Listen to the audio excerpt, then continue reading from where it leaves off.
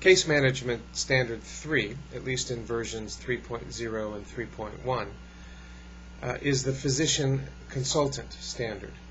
In a nutshell, this standard provides that the case managers need to have ready access to an appropriate physician, and a physician whose expertise is appropriate to the case management program. If you've got a behavioral health case management program, should be a psychiatrist who serves as your consultant. The physician can be either an employee or a consultant. Doesn't matter to URAC.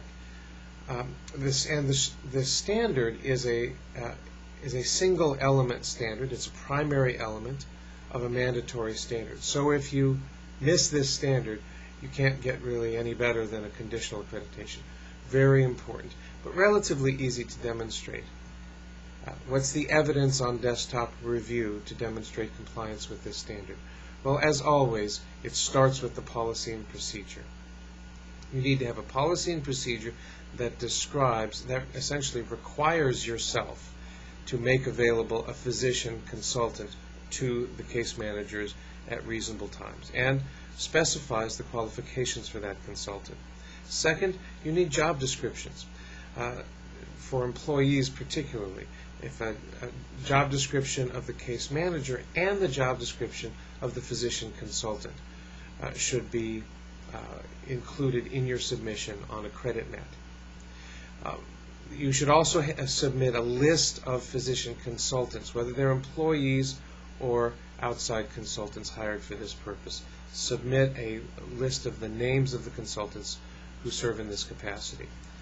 Those three categories of documents, the policy and procedure, job descriptions, probably at least two, and a list of physician consultants, will suffice for purposes of your desktop review. And those documents will, of course, be reviewed during the on-site review, or at least subject to review during the on-site review. And most importantly, your physician consultants, or at least one of them, will need to be available for an interview by the reviewer during the on-site review.